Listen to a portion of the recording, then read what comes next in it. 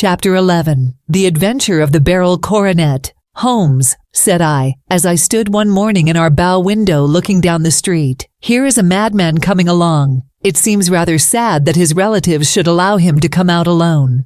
My friend rose lazily from his armchair and stood with his hands in the pockets of his dressing gown, looking over my shoulder. It was a bright, crisp February morning, and the snow of the day before still lay deep upon the ground, shimmering brightly in the wintry sun. Down the center of Baker Street, it had been plowed into a brown crumbly band by the traffic, but at either side, and on the heaped-up edges of the footpaths, it still lay as white as when it fell. The gray pavement had been cleaned and scraped, but was still dangerously slippery, so that there were fewer passengers than usual. Indeed, from the direction of the Metropolitan Station, no one was coming save the single gentleman whose eccentric conduct had drawn my attention. He was a man of about 50, tall, portly, and imposing, with a massive, strongly marked face and a commanding figure. He was dressed in a somber yet rich style, in black frock coat, shining hat,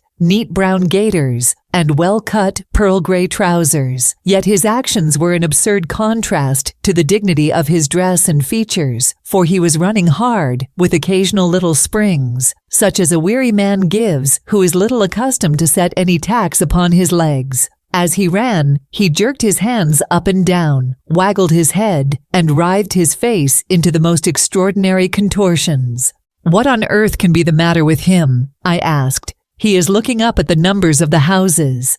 "I believe that he is coming here," said Holmes, rubbing his hands. "Here? Yes, I rather think he is coming to consult me professionally. I think that I recognize the symptoms. Ha! Did I not tell you?" As he spoke, the man, puffing and blowing, rushed at our door and pulled at our bell until the whole house resounded with the clanging.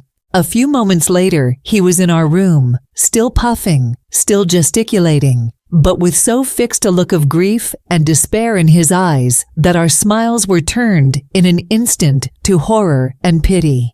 For a while, he could not get his words out, but swayed his body and plucked at his hair like one who has been driven to the extreme limits of his reason. Then, suddenly springing to his feet, he beat his head against the wall with such force that we both rushed upon him and tore him away to the center of the room. Sherlock Holmes pushed him down into the easy chair and, sitting beside him, patted his hand and chatted with him in the easy, soothing tones which he knew so well how to employ. "You have come to me to tell your story, have you not?" said he. "You are fatigued with your haste. Pray wait until you have recovered yourself, and then I shall be most happy to look into any little problem which you may submit to me." The man sat for a minute or more with a heaving chest, fighting against his emotion. Then he passed his handkerchief over his brow, set his lips tight, and turned his face towards us. "No doubt you think me mad?" said he. "I see that you have had some great trouble," responded Holmes. "God knows I have. A trouble which is enough to unseat my reason. So sudden and so terrible is it. Public disgrace I might have faced, although I am a man whose character has never yet borne a stain. Private affliction also is the lot of every man, but the two coming together, and in so frightful a form, have been enough to shake my very soul. Besides, it is not I alone. The very noblest in the land may suffer unless some way be found out of this horrible affair." "Pray compose yourself, sir," said Holmes, "and let me have a clear account of who you are and what it is that has befallen you." "My name," answered our visitor, "is probably familiar to your ears. I am Alexander Holder, of the banking firm of Holder and Stevenson, of Threadneedle Street." The name was indeed well known to us as belonging to the senior partner in the second largest private banking concern in the city of London. What could have happened then to bring one of the foremost citizens of London to this most pitiable pass? We waited, all curiosity, until with another effort he braced himself to tell his story. "I feel that time is of value," said he. "That is why I hastened here when the police inspector suggested that I should secure your cooperation. I came to Baker Street by the Underground and hurried from there on foot, for the cabs go slowly through this snow. That is why I was so out of breath, for I am a man who takes very little exercise. I feel better now, and I will put the facts before you as shortly and yet as clearly as I can. It is, of course, well known to you that in a successful banking business, as much depends upon our being able to find remunerative investments for our funds as upon our increasing our connection and the number of our depositors. One of our most lucrative means of laying out money is in the shape of loans, where the security is unimpeachable. We have done a good deal in this direction during the last few years, and there are many noble families to whom we have advanced large sums upon the security of their pictures, libraries, or plate. Yesterday morning I was seated in my office at the bank when a card was brought in to me by one of the clerks. I started when I saw the name, for it was that of none other than, well, perhaps even to you, I had better say no more than that it was a name which is a household word all over the earth, one of the highest, noblest, most exalted names in England. I was overwhelmed by the honor and attempted, when he entered, to say so, but he plunged at once into business with the air of a man who wishes to hurry quickly through a disagreeable task. "Mr. Holder," said he, "I have been informed that you are in the habit of advancing money." "The firm does so when the security is good," I answered. "It is absolutely essential to me," said he, "that I should have pound 50,000 at once. I could, of course, borrow so trifling a sum 10 times over from my friends, but I much prefer to make it a matter of business, and to carry out that business myself. In my position, you can readily understand that it is unwise to place oneself under obligations." "For how long, may I ask, do you want this sum?" I asked. "Next Monday I have a large sum due to me, and I shall then most certainly repay what you advance, with whatever interest you think it right to charge. But it is very essential to me that the money should be paid at once. I should be happy to advance it without further parley from my own private purse," said I, "were it not that the strain would be rather more than it could bear. If, on the other hand, I am to do it in the name of the firm, then in justice to my partner, I must insist that, even in your case, every business-like precaution should be taken." "I should much prefer to have it so," said he, raising up a square black morocco case, which he had laid beside his chair. "You have doubtless heard of the Beryl Coronet." "One of the most precious public possessions of the empire," said I. "Precisely." He opened the case, and there, embedded in soft, flesh-colored velvet, lay the magnificent piece of jewelry which he had named. "There are 39 enormous barrels," said he, "and the price of the gold chasing is incalculable. The lowest estimate would put the worth of the coronet at double the sum which I have asked. I am prepared to leave it with you as my security." I took the precious case into my hands and looked in some perplexity from it to my illustrious client. "You doubt its value?" he asked. "Not at all. I only doubt the propriety of my leaving it. You may set your mind at rest about that. I should not dream of doing so, were it not absolutely certain that I should be able in 4 days to reclaim it. It is a pure matter of form. Is the security sufficient?" "Ample. You understand, Mr. Holder, that I am giving you a strong proof of the confidence which I have in you, founded upon all that I have heard of you. I rely upon you not only to be discreet and to refrain from all gossip upon the matter, but above all, to preserve this coronet with every possible precaution, because I need not say that a great public scandal would be caused if any harm were to befall it. Any injury to it would be almost as serious as its complete loss, for there are no barrels in the world to match these, and it would be impossible to replace them. I leave it with you, however, with every confidence, and I shall call for it in person on Monday morning."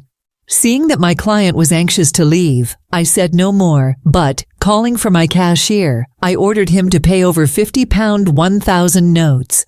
When I was alone once more, however, with the precious case lying upon the table in front of me, I could not but think with some misgivings of the immense responsibility which it entailed upon me. There could be no doubt that, as it was a national possession, a horrible scandal would ensue if any misfortune should occur to it. I already regretted having ever consented to take charge of it. However, it was too late to alter the matter now, so I locked it up in my private safe and turned once more to my work. When evening came, I felt that it would be an imprudence to leave so precious a thing in the office behind me. Bankers' safes had been forced before now, and why should not mine be? If so, how terrible would be the position in which I should find myself. I determined, therefore, that for the next few days I would always carry the case backward and forward with me, so that it might never be really out of my reach. With this intention, I called a cab and drove out to my house at Streatham, carrying the jewel with me. I did not breathe freely until I had taken it upstairs and locked it in the bureau of my dressing room. And now a word as to my household, Mr. Holmes, for I wish you to thoroughly understand the situation. My groom and my page sleep out of the house and may be set aside altogether. I have 3 maid servants who have been with me a number of years and whose absolute reliability is quite above suspicion. Another, Lucy Parr, the second waiting maid, has only been in my service a few months. She came with an excellent character, however, and has always given me satisfaction. She is a very pretty girl and has attracted admirers who have occasionally hung about the place. That is the only drawback which we have found to her, but we believe her to be a thoroughly good girl in every way. So much for the servants. My family itself is so small that it will not take me long to describe it. I am a widower and have an only son, Arthur. He has been a disappointment to me, Mr. Holmes. A grievous disappointment. I have no doubt that I am myself to blame. People tell me that I have spoiled him. Very likely I have. When my dear wife died, I felt that he was all I had to love. I could not bear to see the smile fade even for a moment from his face. I have never denied him a wish. Perhaps it would have been better for both of us had I been sterner, but I meant it for the best. It was naturally my intention that he should succeed me in my business, but he was not of a business turn. He was wild, wayward, and, to speak the truth, I could not trust him in the handling of large sums of money. When he was young, he became a member of an aristocratic club, and there, having charming manners, he was soon the intimate of a number of men with long purses and expensive habits. He learned to play heavily at cards and to squander money on the turf, until he had again and again to come to me and implore me to give him an advance upon his allowance, that he might settle his debts of honor. He tried more than once to break away from the dangerous company which he was keeping, but each time the influence of his friend, Sir George Burnwell, was enough to draw him back again. And indeed, I could not wonder that such a man as Sir George Burnwell should gain an influence over him, for he has frequently brought him to my house, and I have found myself that I could hardly resist the fascination of his manner. He is older than Arthur, a man of the world to his fingertips, one who had been everywhere, seen everything, a brilliant talker, and a man of great personal beauty. Yet when I think of him in cold blood, far away from the glamour of his presence, I am convinced from his cynical speech and the look which I have caught in his eyes that he is one who should be deeply distrusted. So I think, and so too thinks my little Mary, who has a woman's quick insight into character. And now there is only she to be described. She is my niece. But when my brother died 5 years ago and left her alone in the world, I adopted her and have looked upon her ever since as my daughter. She is a sunbeam in my house, sweet, loving, beautiful, a wonderful manager and housekeeper, yet as tender and quiet and gentle as a woman could be. She is my right hand. I do not know what I could do without her. In only one matter has she ever gone against my wishes. Twice my boy has asked her to marry him, for he loves her devotedly, but each time she has refused him. I think that if anyone could have drawn him into the right path, it would have been she, and that his marriage might have changed his whole life. But now, alas, it is too late, forever too late. Now, Mr. Holmes, you know the people who live under my roof, and I shall continue with my miserable story. When we were taking coffee in the drawing room that night after dinner, I told Arthur and Mary my experience, and of the precious treasure which we had under our roof. Suppressing only the name of my client, Lucy Parr, who had brought in the coffee, had, I am sure, left the room, but I cannot swear that the door was closed. Mary and Arthur were much interested and wished to see the famous coronet, but I thought it better not to disturb it. "Where have you put it?" asked Arthur. "In my own bureau." "Well, I hope to goodness the house won't be burgled during the night," said he. "It is locked up," I answered. "Oh, any old key will fit that bureau. When I was a youngster, I have opened it myself with the key of the box-room cupboard." He often had a wild way of talking, so that I thought little of what he said. He followed me to my room, however, that night with a very grave face. "Look here, Dad," said he with his eyes cast down. "Can you let me have £200? "No, I cannot," I answered sharply. "I have been far too generous with you in money matters." "You have been very kind," said he, "but I must have this money, or else I can never show my face inside the club again." "And a very good thing, too," I cried. "Yes, but you would not have me leave it a dishonored man," said he. "I could not bear the disgrace. I must raise the money in some way, and if you will not let me have it, then I must try other means." I was very angry, for this was the third demand during the month. "You shall not have a farthing from me," I cried, on which he bowed and left the room without another word.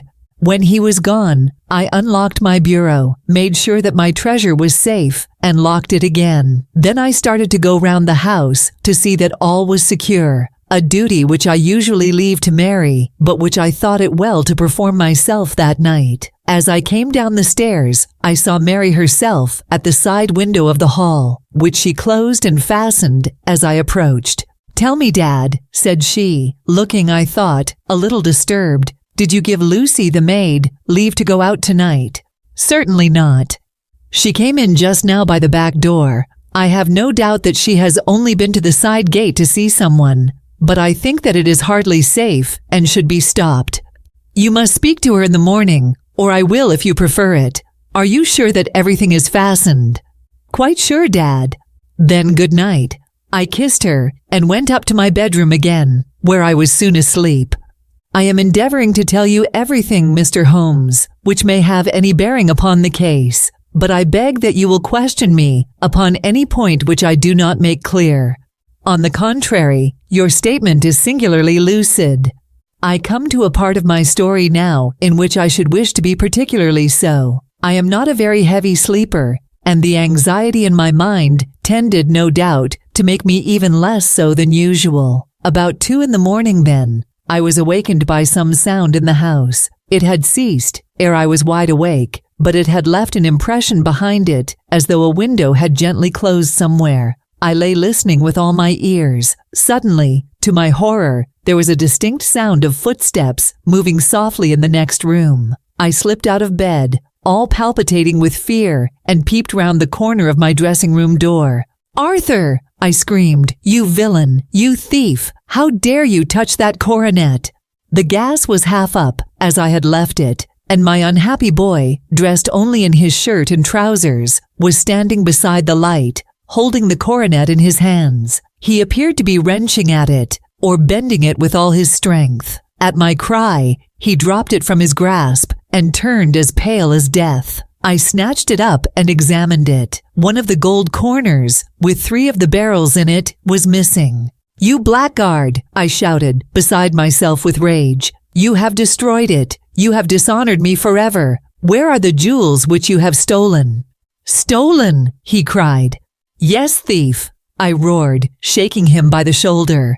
"There are none missing. There cannot be any missing," said he. "There are 3 missing, and you know where they are. Must I call you a liar as well as a thief? Did I not see you trying to tear off another piece?"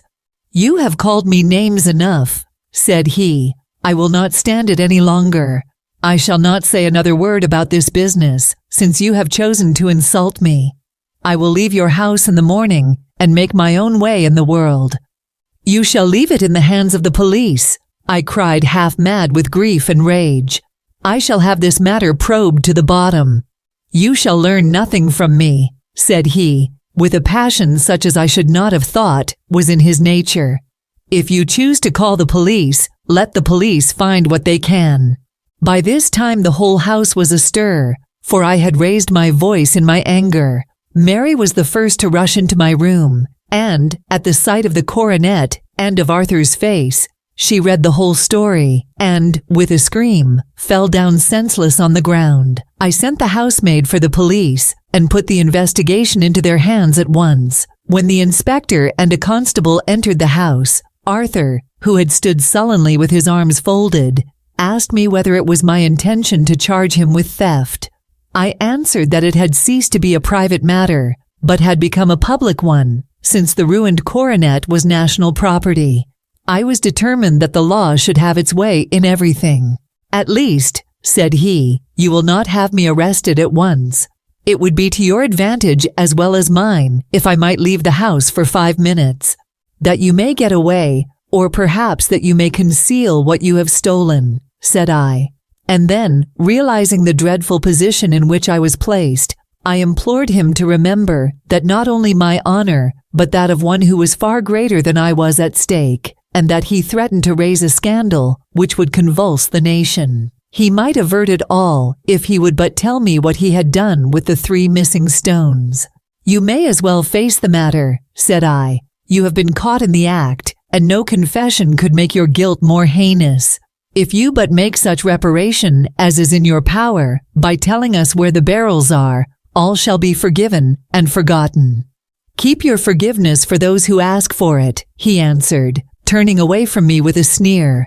I saw that he was too hardened for any words of mine to influence him. There was but one way for it.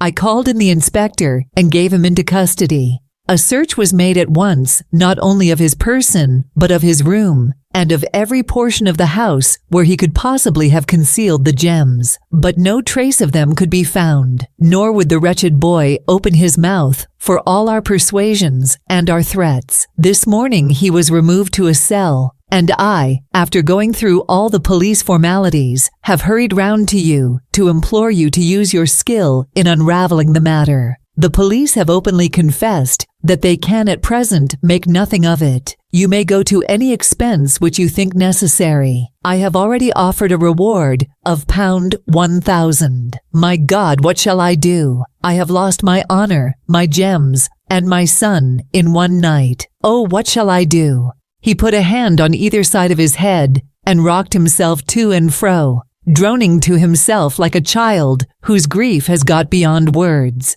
Sherlock Holmes sat silent for some few minutes, with his brows knitted and his eyes fixed upon the fire. "Do you receive much company?" he asked. "None save my partner with his family, and an occasional friend of Arthur's. Sir George Burnwell has been several times lately. No one else, I think. Do you go out much in society?" "Arthur does. Mary and I stay at home. We neither of us care for it." "That is unusual in a young girl. She is of a quiet nature. Besides, she is not so very young. She is 24.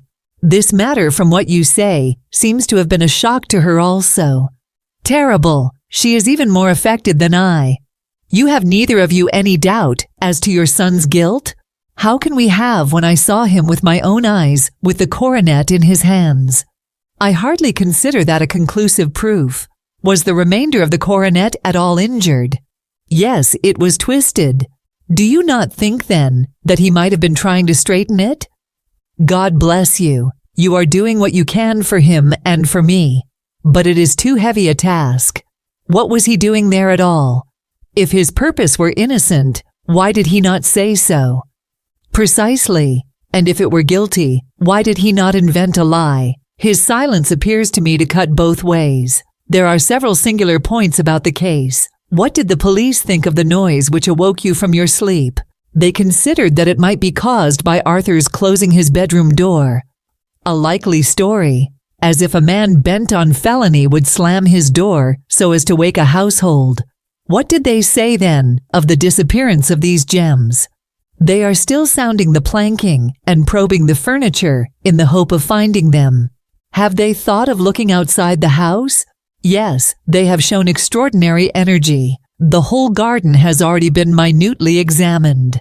"Now, my dear sir," said Holmes, Is it not obvious to you now that this matter really strikes very much deeper than either you or the police were at first inclined to think? It appeared to you to be a simple case. To me, it seems exceedingly complex. Consider what is involved by your theory. You suppose that your son came down from his bed, went, at great risk, to your dressing room, opened your bureau, took out your coronet, broke off by main force a small portion of it, went off to some other place, concealed 3 gems out of the 39, with such skill that nobody can find them, and then returned with the other 36 into the room in which he exposed himself to the greatest danger of being discovered. I ask you now, is such a theory tenable? But what other is there? Cried the banker with a gesture of despair. If his motives were innocent, why does he not explain them? It is our task to find that out, replied Holmes. So now, if you please, Mr. Holder, we will set off for Streatham together and devote an hour to glancing a little more closely into details. My friend insisted upon my accompanying them in their expedition, which I was eager enough to do, for my curiosity and sympathy were deeply stirred by the story to which we had listened. I confess that the guilt of the banker's son appeared to me to be as obvious as it did to his unhappy father. But still I had such faith in Holmes's judgment that I felt that there must be some grounds for hope as long as he was dissatisfied with the accepted explanation. He hardly spoke a word the whole way out to the southern suburb, but sat with his chin upon his breast and his hat drawn over his eyes, sunk in the deepest thought. Our client appeared to have taken fresh heart at the little glimpse of hope which had been presented to him, and he even broke into a desultory chat with me over his business affairs. A short railway journey and a shorter walk brought us to Fairbank, the modest residence of the great financier. Fairbank was a good-sized square house of white stone, standing back a little from the road. A double-carriage sweep with a snow-clad lawn stretched down in front to 2 large iron gates which closed the entrance. On the right side was a small wooden thicket which led into a narrow path between 2 neat hedges stretching from the road to the kitchen door and forming the tradesman's entrance. On the left ran a lane which led to the stables and was not itself within the grounds at all, being a public, though little used, thoroughfare. Holmes left us standing at the door and walked slowly all round the house, across the front, down the tradesman's path, and so round by the garden behind into the stable lane. So long was he that Mr. Holder and I went into the dining room and waited by the fire until he should return. We were sitting there in silence when the door opened and a young lady came in. She was rather above the middle height, slim, with dark hair and eyes, which seemed the darker against the absolute pallor of her skin. I do not think that I have ever seen such deadly paleness in a woman's face. Her lips, too, were bloodless, but her eyes were flushed with crying. As she swept silently into the room, she impressed me with a greater sense of grief than the banker had done in the morning, and it was the more striking in her,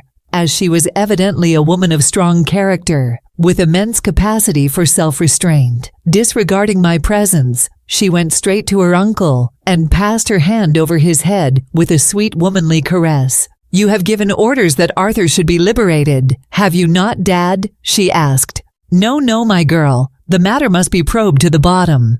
But I am so sure that he is innocent. You know what woman's instincts are. I know that he has done no harm, and that you will be sorry for having acted so harshly. Why is he silent then, if he is innocent? Who knows? Perhaps because he was so angry that you should suspect him. How could I help suspecting him, when I actually saw him with the coronet in his hand? Oh, but he had only picked it up to look at it. Oh, do take my word for it that he is innocent. Let the matter drop and say no more. It is so dreadful to think of our dear Arthur in prison. I shall never let it drop until the gems are found. Never, Mary. Your affection for Arthur blinds you as to the awful consequences to me. Far from hushing the thing up, I have brought a gentleman down from London to inquire more deeply into it. This gentleman, she asked, facing round to me. No, his friend. He wished us to leave him alone. He is round in the stable lane now. The stable lane? She raised her dark eyebrows. What can he hope to find there? Ah, this, I suppose, is he. I trust, sir, that you will succeed in proving what I feel sure is the truth, that my cousin Arthur is innocent of this crime.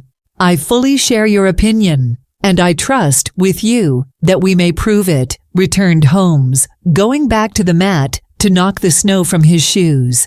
I believe I have the honor of addressing Miss Mary Holder. Might I ask you a question or two? Pray do, sir, if it may help to clear this horrible affair up. You heard nothing yourself last night? Nothing, until my uncle here began to speak loudly. I heard that, and I came down. You shut up the windows and doors the night before. Did you fasten all the windows? Yes. Were they all fastened this morning? Yes. You have a maid who has a sweetheart. I think that you remarked to your uncle last night that she had been out to see him. Yes, and she was the girl who waited in the drawing room, and who may have heard uncle's remarks about the coronet. I see. You infer that she may have gone out to tell her sweetheart, and that the two may have planned the robbery. But what is the good of all these vague theories? Cried the banker impatiently, when I have told you that I saw Arthur with the coronet in his hands. Wait a little, Mr. Holder. We must come back to that. About this girl, Miss Holder. You saw her return by the kitchen door, I presume? Yes. When I went to see if the door was fastened for the night, I met her slipping in. I saw the man, too, in the gloom. Do you know him? Oh, yes. He is the greengrocer who brings our vegetables round. His name is Francis Prosper.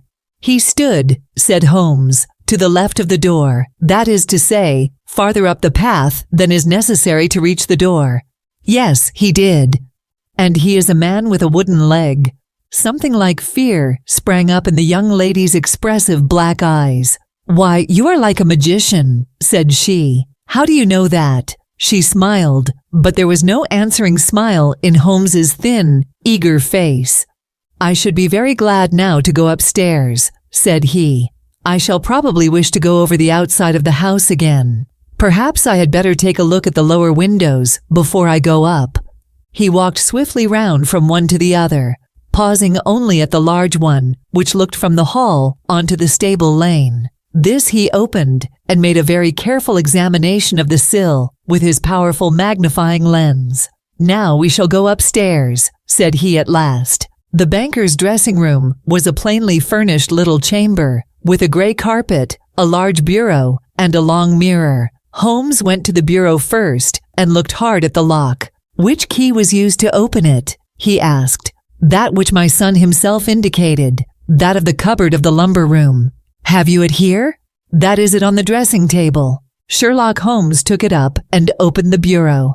It is a noiseless lock, said he. It is no wonder that it did not wake you. This case, I presume, contains the coronet. We must have a look at it. He opened the case, and taking out the diadem, he laid it upon the table. It was a magnificent specimen of the jeweler's art, and the 36 stones were the finest that I have ever seen. At one side of the coronet was a cracked edge, where a corner holding 3 gems had been torn away.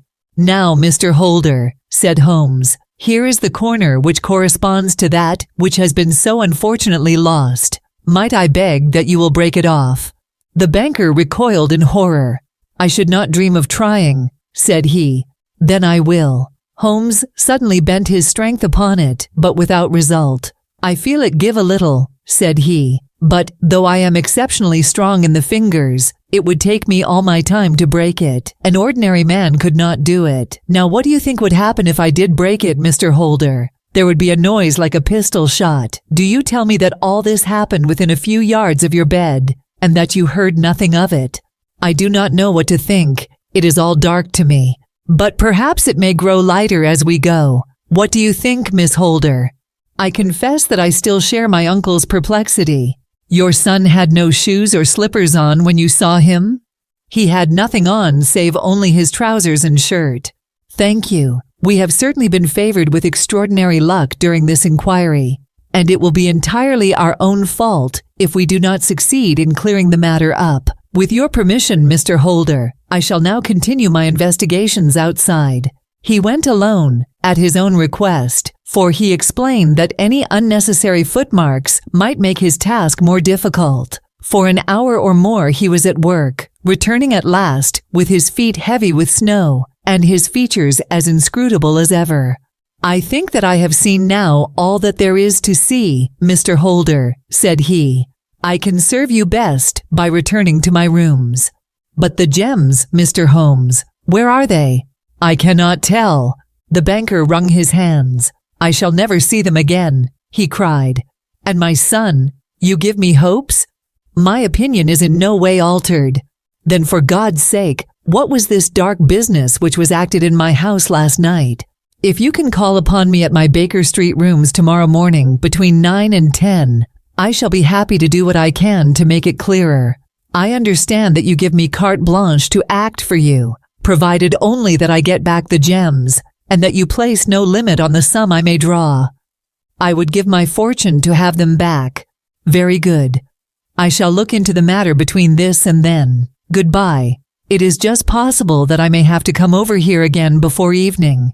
It was obvious to me that my companion's mind was now made up about the case, although what his conclusions were was more than I could even dimly imagine. Several times during our homeward journey, I endeavored to sound him upon the point, but he always glided away to some other topic, until at last I gave it over in despair. It was not yet 3 when we found ourselves in our rooms once more. He hurried to his chamber and was down again in a few minutes dressed as a common loafer, with his collar turned up, his shiny seedy coat, his red cravat, and his worn boots. He was a perfect sample of the class. "I think that this should do," said he, glancing into the glass above the fireplace. "I only wish that you could come with me, Watson, but I fear that it won't do. I may be on the trail in this matter, or I may be following a will-o'-the-wisp, but I shall soon know which it is. I hope that I may be back in a few hours." He cut a slice of beef from the joint upon the sideboard, sandwiched it between 2 rounds of bread, and thrusting this rude meal into his pocket, he started off upon his expedition. I had just finished my tea when he returned, evidently in excellent spirits, swinging an old elastic-sided boot in his hand. He chucked it down into a corner and helped himself to a cup of tea. "I only looked in as I passed," said he. "I am going right on." "Where to?" "Oh, to the other side of the West End. It may be some time before I get back. Don't wait up for me in case I should be late." "How are you getting on?" "Oh, so. Nothing to complain of. I have been out to Streatham since I saw you last, but I did not call at the house. It is a very sweet little problem, and I would not have missed it for a good deal. However, I must not sit gossiping here, but must get these disreputable clothes off and return to my highly respectable self." I could see by his manner that he had stronger reasons for satisfaction than his words alone would imply. His eyes twinkled, and there was even a touch of color upon his sallow cheeks. He hastened upstairs, and a few minutes later I heard the slam of the hall door, which told me that he was off once more upon his congenial hunt. I waited until midnight, but there was no sign of his return, so I retired to my room. It was no uncommon thing for him to be away for days and nights on end when he was hot upon a scent, so that his lateness caused me no surprise. I do not know at what hour he came in, but when I came down to breakfast in the morning, there he was with a cup of coffee in one hand and the paper in the other, as fresh and trim as possible. "You will excuse my beginning without you, Watson," said he, "but you remember that our client has rather an early appointment this morning." "Why, it is after 9 now," I answered. "I should not be surprised if that were he. I thought I heard a ring." It was, indeed, our friend the financier. I was shocked by the change which had come over him, for his face, which was naturally of a broad and massive mold, was now pinched and fallen in, while his hair seemed to me at least a shade whiter. He entered with a weariness and lethargy, which was even more painful than his violence of the morning before, and he dropped heavily into the armchair, which I pushed forward for him. "I do not know what I have done to be so severely tried," said he. "Only 2 days ago, I was a happy and prosperous man, without a care in the world. Now I am left to a lonely and dishonored age. One sorrow comes close upon the heels of another. My niece, Mary, has deserted me. Deserted you? Yes. Her bed this morning had not been slept in. Her room was empty, and a note for me lay upon the hall table. I had said to her last night, in sorrow and not in anger, that if she had married my boy, all might have been well with him. Perhaps it was thoughtless of me to say so. It is to that remark that she refers in this note. My dearest uncle, I feel that I have brought trouble upon you, and that if I had acted differently, this terrible misfortune might never have occurred. I cannot, with this thought in my mind, ever again be happy under your roof, and I feel that I must leave you forever. Do not worry about my future, for that is provided for, and, above all, do not search for me, for it will be fruitless labor and an ill service to me. In life or in death, I am ever your loving, Mary. What could she mean by that note, Mr. Holmes? Do you think it points to suicide? No, nothing of the kind. It is perhaps the best possible solution. I trust, Mr. Holder, that you are nearing the end of your troubles. Ha, you say so. You have heard something, Mr. Holmes. You have learned something. Where are the gems? You would not think pound 1,000 apiece an excessive sum for them. I would pay 10. That would be unnecessary. 3,000 will cover the matter, and there is a little reward, I fancy. Have you your checkbook? Here is a pen. Better make it out for pound 4,000. With a dazed face, the banker made out the required check. Holmes walked over to his desk, took out a little triangular piece of gold with 3 gems in it, and threw it down upon the table. With a shriek of joy, our client clutched it up. You have it, he gasped. I am saved. I am saved.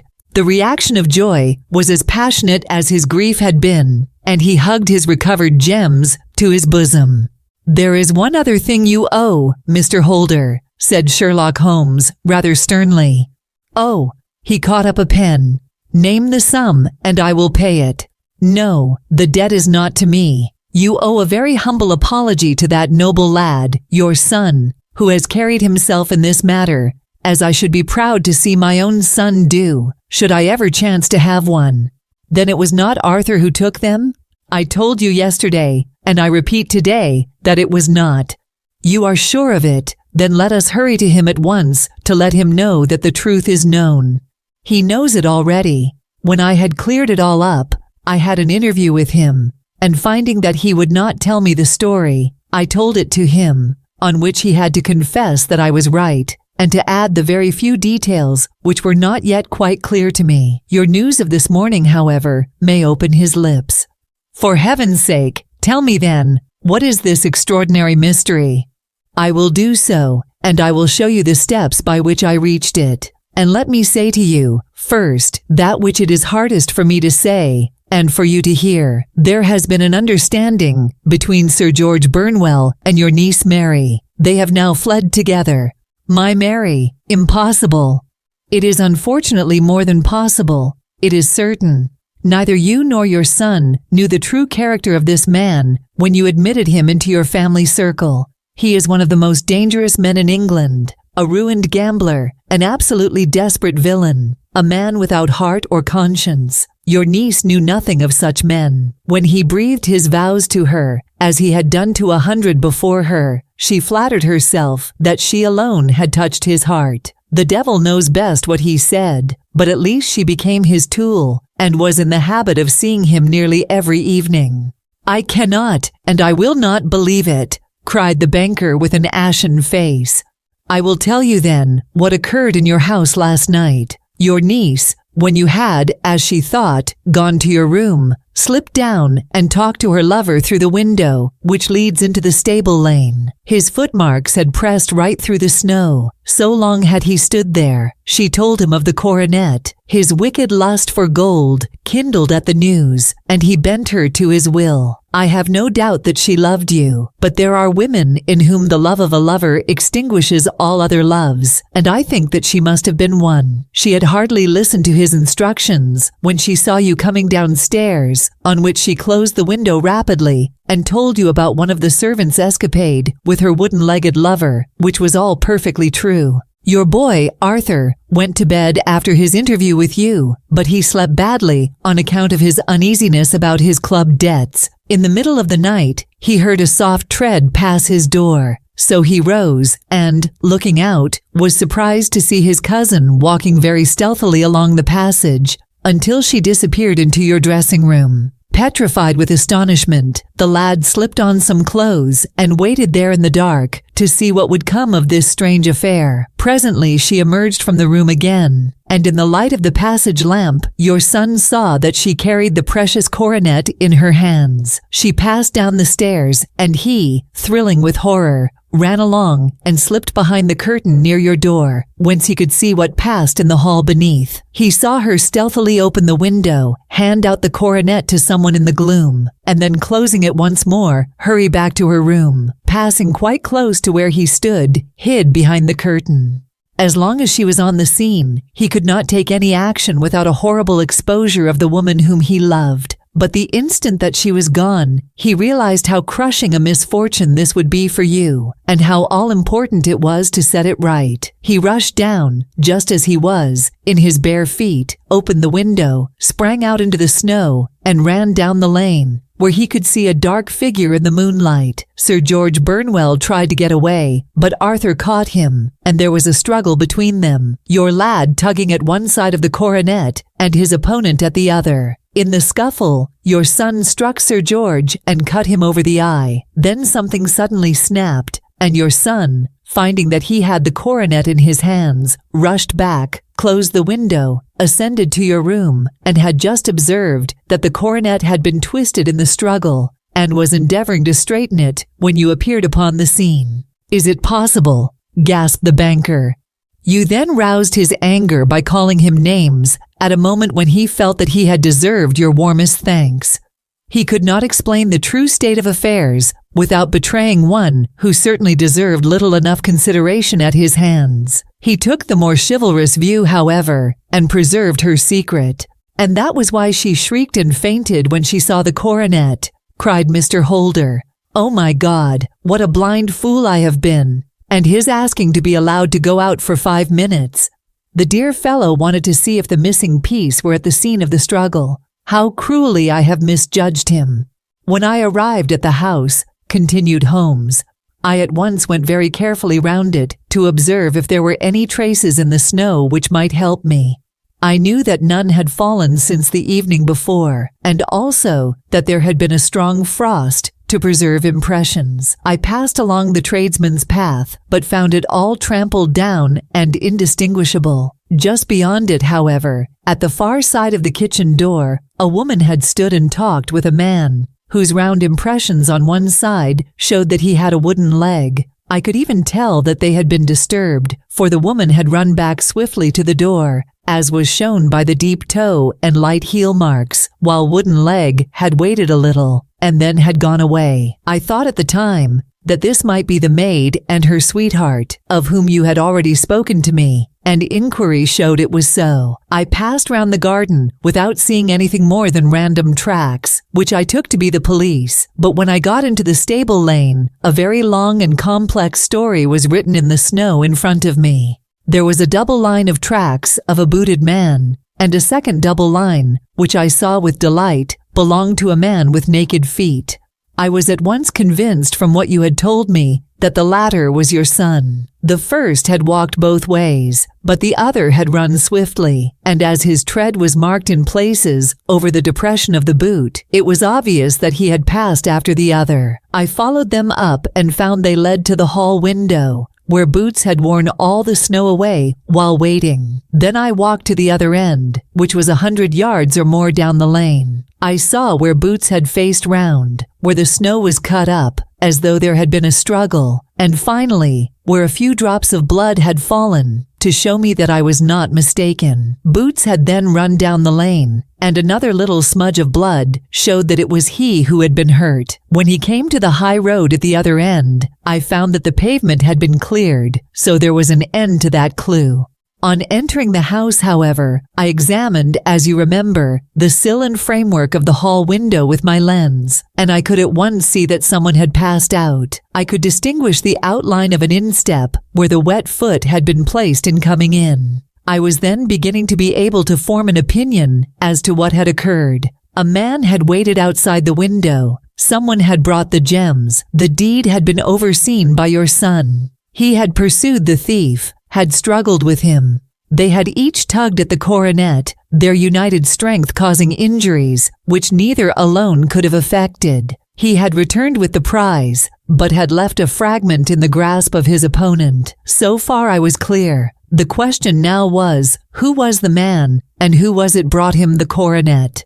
It is an old maxim of mine that when you have excluded the impossible, whatever remains, however improbable, must be the truth. Now, I knew that it was not you who had brought it down, so there only remained your niece and the maids. But if it were the maids, why should your son allow himself to be accused in their place? There could be no possible reason. As he loved his cousin, however, there was an excellent explanation why he should retain her secret, the more so, as the secret was a disgraceful one. When I remembered that you had seen her at that window, and how she had fainted on seeing the coronet again, my conjecture became a certainty. And who could it be who was her confederate? A lover, evidently, for who else could outweigh the love and gratitude which she must feel to you? I knew that you went out little, and that your circle of friends was a very limited one, but among them was Sir George Burnwell. I had heard of him before as being a man of evil reputation among women. It must have been he who wore those boots and retained the missing gems. Even though he knew that Arthur had discovered him, he might still flatter himself that he was safe, for the lad could not say a word without compromising his own family. Well, your own good sense will suggest what measures I took next. I went in the shape of a loafer to Sir George's house, managed to pick up an acquaintance with his valet, learned that his master had cut his head the night before, and finally, at the expense of 6 shillings, made all sure by buying a pair of his cast-off shoes. With these, I journeyed down to Streatham and saw that they exactly fitted the tracks. "I saw an ill-dressed vagabond in the lane yesterday evening," said Mr. Holder. "Precisely. It was I. I found that I had my man, so I came home and changed my clothes. It was a delicate part which I had to play then, for I saw that a prosecution must be avoided to avert scandal, and I knew that so astute a villain would see that our hands were tied in the matter. I went and saw him. At first, of course, he denied everything, but when I gave him every particular that had occurred, he tried to bluster and took down a life preserver from the wall. I knew my man, however, and I clapped a pistol to his head before he could strike. Then he became a little more reasonable. I told him that we would give him a price for the stones he held, £1,000 apiece. That brought out the first signs of grief that he had shown. "Why, dash it all," said he, "I've let them go at 600 for the 3. I soon managed to get the address of the receiver who had them, on promising him that there would be no prosecution. Off I set to him, and after much chaffering, I got our stones at £1,000 apiece. Then I looked in upon your son, told him that all was right, and eventually got to my bed about 2 o'clock, after what I may call a really hard day's work. A day which has saved England from a great public scandal," said the banker, rising. "Sir, I cannot find words to thank you, but you shall not find me ungrateful for what you have done. Your skill has indeed exceeded all that I have heard of it, and now I must fly to my dear boy to apologize to him for the wrong which I have done him. As to what you tell me of poor Mary, it goes to my very heart. Not even your skill can inform me where she is now." "I think that we may safely say," returned Holmes, "that she is wherever Sir George Burnwell is. It is equally certain, too, that whatever her sins are, they will soon receive a more than sufficient punishment." Chapter 12. The Adventure of the Copper Beeches.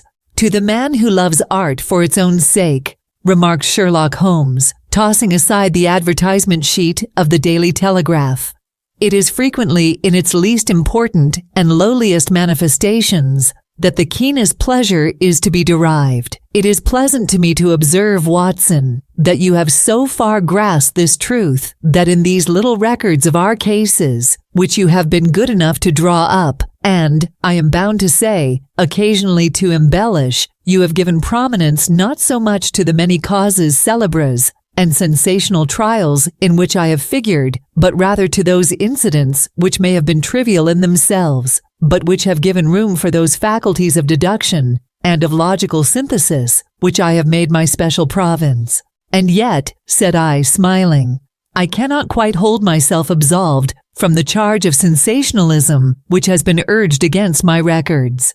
You have erred, perhaps, he observed, taking up a glowing cinder with the tongs, and lighting with it the long cherry-wood pipe which was wont to replace his clay when he was in a disputatious rather than a meditative mood. You have erred perhaps in attempting to put color and life into each of your statements, instead of confining yourself to the task of placing upon record that severe reasoning from cause to effect, which is really the only notable feature about the thing.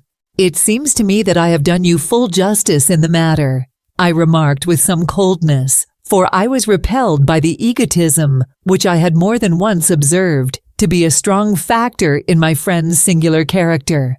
No, it is not selfishness or conceit, said he, answering, as was his wont, my thoughts rather than my words. If I claim full justice for my art, it is because it is an impersonal thing, a thing beyond myself. Crime is common. Logic is rare. Therefore, it is upon the logic, rather than upon the crime, that you should dwell. You have degraded what should have been a course of lectures into a series of tales.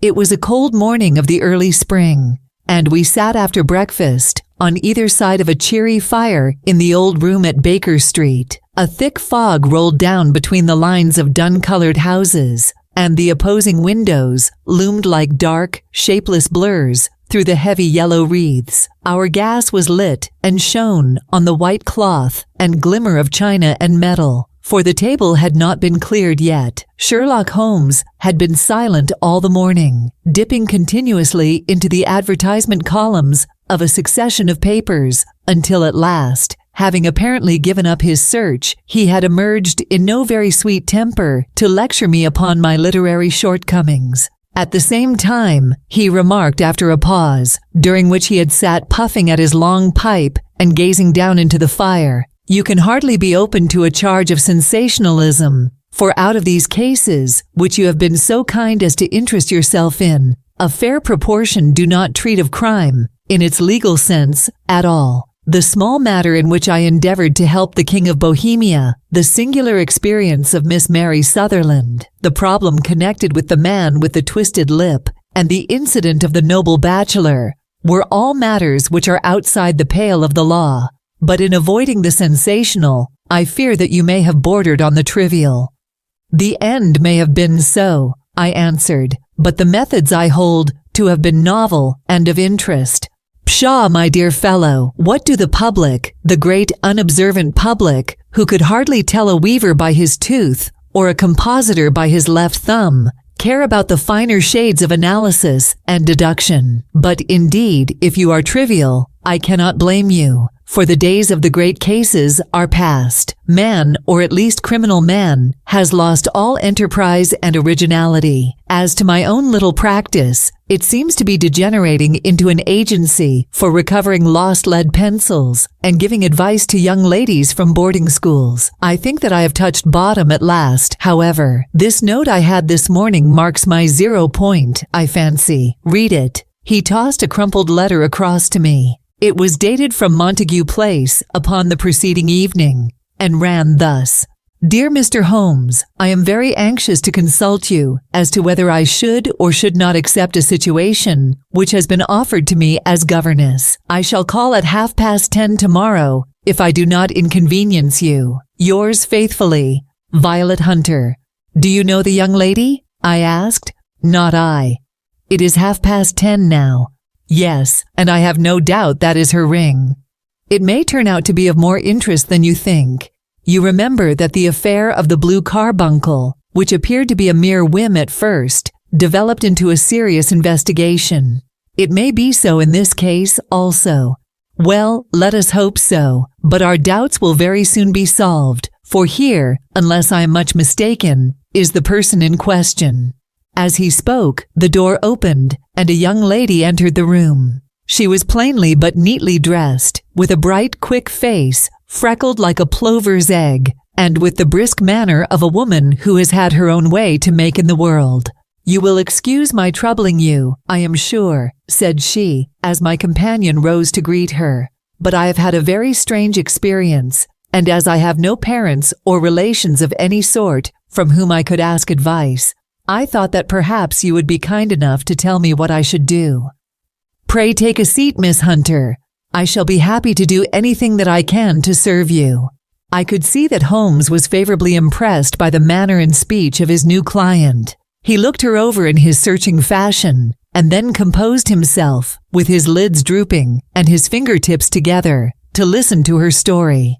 "I have been a governess for 5 years," said she, "in the family of Colonel Spence Monroe, but 2 months ago the colonel received an appointment at Halifax, in Nova Scotia, and took his children over to America with him, so that I found myself without a situation. I advertised, and I answered advertisements, but without success. At last, the little money which I had saved began to run short, and I was at my wits' end as to what I should do. There is a well-known agency for governesses in the West End called Westaways, and there I used to call about once a week in order to see whether anything had turned up which might suit me. Westaway was the name of the founder of the business, but it is really managed by Miss Stoper. She sits in her own little office, and the ladies who are seeking employment wait in an anteroom, and are then shown in one by one, when she consults her ledgers and sees whether she has anything which would suit them. Well, when I called last week, I was shown into the little office as usual, but I found that Miss Stoper was not alone. A prodigiously stout man, with a very smiling face and a great heavy chin, which rolled down in fold upon fold over his throat, sat at her elbow with a pair of glasses on his nose, looking very earnestly at the ladies who entered. As I came in, he gave quite a jump in his chair and turned quickly to Miss Stoper. "That will do," said he. "I could not ask for anything better. Capital, capital." He seemed quite enthusiastic and rubbed his hands together in the most genial fashion. He was such a comfortable-looking man that it was quite a pleasure to look at him. "You are looking for a situation, miss?" he asked. "Yes, sir." "As governess?" "Yes, sir." "And what salary do you ask?" "I had £4 a month in my last place with Colonel Spence Monroe." "Oh, tut, tut! Sweating! Rank sweating!" he cried, throwing his fat hands out into the air like a man who is in a boiling passion. "How could anyone offer so pitiful a sum to a lady with such attractions and accomplishments?" "My accomplishments, sir, may be less than you imagine," said I. "A little French, a little German, music, and drawing." "Tut, tut!" he cried. "This is all quite beside the question. The point is, have you or have you not the bearing and deportment of a lady? There it is in a nutshell. If you have not, you are not fitted for the rearing of a child, who may some day play a considerable part in the history of the country. But if you have, why then, how could any gentleman ask you to condescend to accept anything under the 3 figures? Your salary with me, madam, would commence at £100 a year. You may imagine, Mr. Holmes, that to me, destitute as I was, such an offer seemed almost too good to be true. The gentleman, however, seeing perhaps the look of incredulity upon my face, opened a pocketbook and took out a note. "It is also my custom," said he, smiling in the most pleasant fashion, until his eyes were just 2 little shining slits amid the white creases of his face, "to advance to my young ladies half their salary beforehand, so that they may meet any little expenses of their journey and their wardrobe." It seemed to me that I had never met so fascinating and so thoughtful a man. As I was already in debt to my tradesmen, the advance was a great convenience, and yet there was something unnatural about the whole transaction, which made me wish to know a little more before I quite committed myself. "May I ask where you live, sir?" said I. "Hampshire, charming rural place, The Copper Beeches, 5 miles on the far side of Winchester. It is the most lovely country, my dear young lady, and the dearest old country house. And my duties, sir, I should be glad to know what they would be. One child, one dear little romper just 6 years old. Oh, if you could see him killing cockroaches with a slipper. Smack, smack, smack, 3 gone before you could wink. He leaned back in his chair and laughed his eyes into his head again. I was a little startled at the nature of the child's amusement, but the father's laughter made me think that perhaps he was joking. My sole duties, then, I asked, are to take charge of a single child. No, no, not the sole, not the sole, my dear young lady, he cried. Your duty would be, as I am sure your good sense would suggest, to obey any little commands my wife might give, provided always that they were such commands as a lady might with propriety obey. You see no difficulty, hey? I should be happy to make myself useful. Quite so. In dress now, for example. We are fatty people, you know, fatty but kind-hearted. If you were asked to wear any dress which we might give you, you would not object to our little whim, hey? No, said I, considerably astonished at his words. Or to sit here, or sit there, that would not be offensive to you. Oh no. Or to cut your hair quite short before you come to us. I could hardly believe my ears. As you may observe, Mr. Holmes, my hair is somewhat luxuriant, and of a rather peculiar tint of chestnut. It has been considered artistic. I could not dream of sacrificing it in this offhand fashion. I am afraid that is quite impossible, said I. He had been watching me eagerly out of his small eyes, and I could see a shadow pass over his face as I spoke. I am afraid that it is quite essential, said he.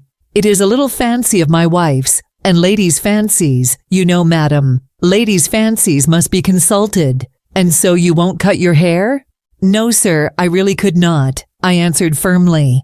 Ah, very well. Then that quite settles the matter. It is a pity, because in other respects you would really have done very nicely. In that case, Miss Stoper, I had best inspect a few more of your young ladies. The manageress had sat all this while busy with her papers, without a word to either of us. But she glanced at me now, with so much annoyance upon her face, that I could not help suspecting that she had lost a handsome commission through my refusal. Do you desire your name to be kept upon the books? She asked. If you please, Miss Stoper. Well, really, it seems rather useless, since you refuse the most excellent offers in this fashion, said she sharply.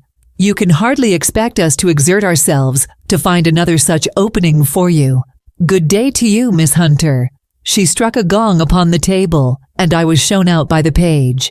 Well, Mr. Holmes, when I got back to my lodgings and found little enough in the cupboard and 2 or 3 bills upon the table, I began to ask myself whether I had not done a very foolish thing. After all, if these people had strange fads and expected obedience on the most extraordinary matters, they were at least ready to pay for their eccentricity. Very few governesses in England are getting £100 a year. Besides, what use was my hair to me? Many people are improved by wearing it short, and perhaps I should be among the number. Next day, I was inclined to think that I had made a mistake, and by the day after, I was sure of it. I had almost overcome my pride so far as to go back to the agency and inquire whether the place was still open when I received this letter from the gentleman himself. I have it here, and I will read it to you.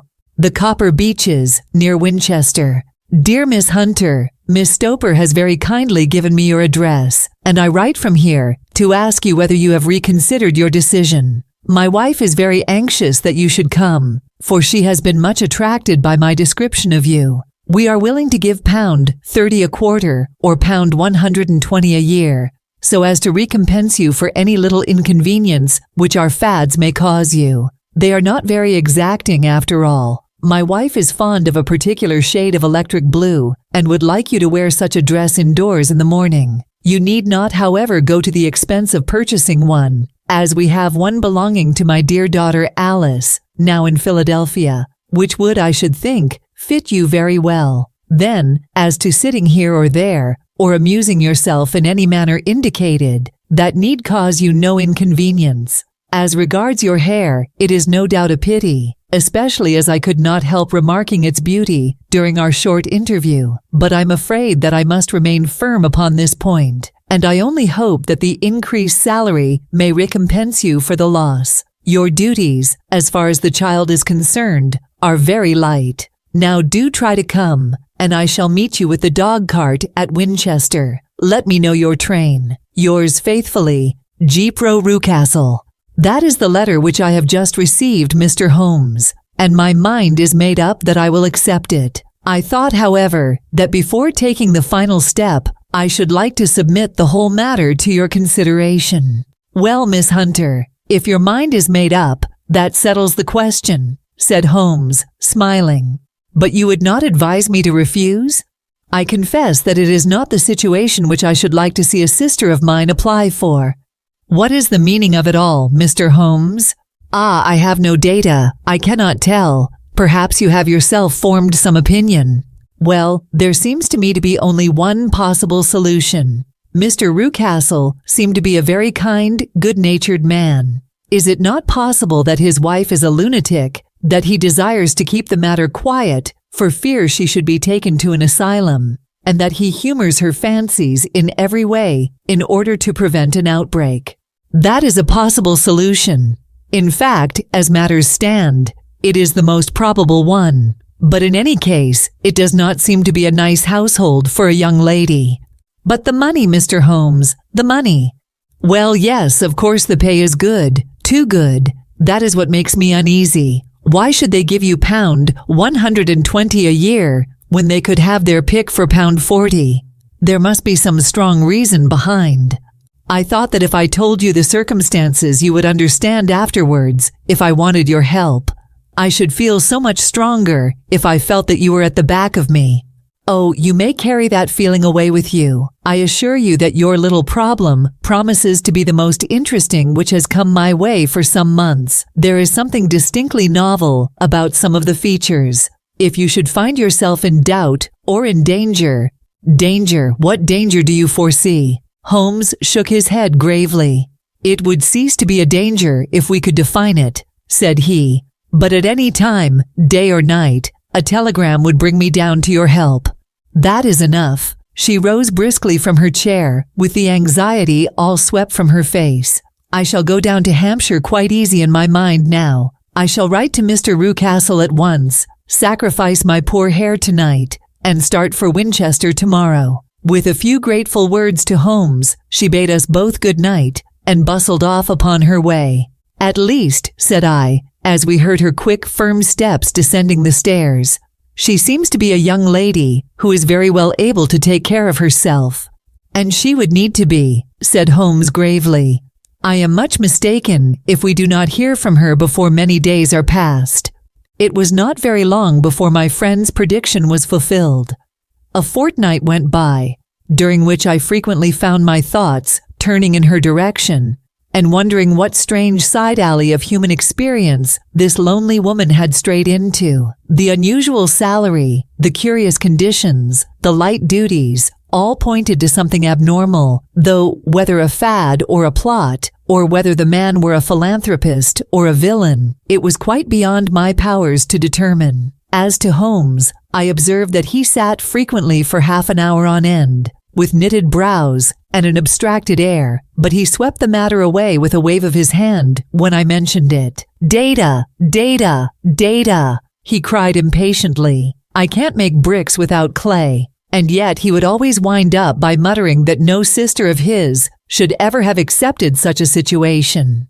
The telegram which we eventually received came late one night, just as I was thinking of turning in, and Holmes was settling down to one of those all-night chemical researches which he frequently indulged in, when I would leave him stooping over a retort and a test tube at night, and find him in the same position when I came down to breakfast in the morning. He opened the yellow envelope, and then, glancing at the message, threw it across to me. "Just look up the trains in Bradshaw," said he, and turned back to his chemical studies. The summons was a brief and urgent one. "Please be at the Black Swan Hotel at Winchester at midday tomorrow," it said. "Do come. I am at my wits' end. Hunter, will you come with me?" asked Holmes, glancing up. I should wish to. Just look it up then. There is a train at 9:30, said I, glancing over my Bradshaw. It is due at Winchester at 11:30. That will do very nicely. Then perhaps I had better postpone my analysis of the acetones, as we may need to be at our best in the morning. By 11 o'clock the next day, we were well upon our way to the old English capital. Holmes had been buried in the morning papers all the way down, but after we had passed the Hampshire border, he threw them down and began to admire the scenery. It was an ideal spring day, a light blue sky, flecked with little fleecy white clouds drifting across from west to east. The sun was shining very brightly, and yet there was an exhilarating nip in the air, which set an edge to a man's energy. All over the countryside, away to the rolling hills around Aldershot, the little red and gray roofs of the farmsteadings peeped out from amid the light green of the new foliage. Are they not fresh and beautiful? I cried, with all the enthusiasm of a man fresh from the fogs of Baker Street. But Holmes shook his head gravely.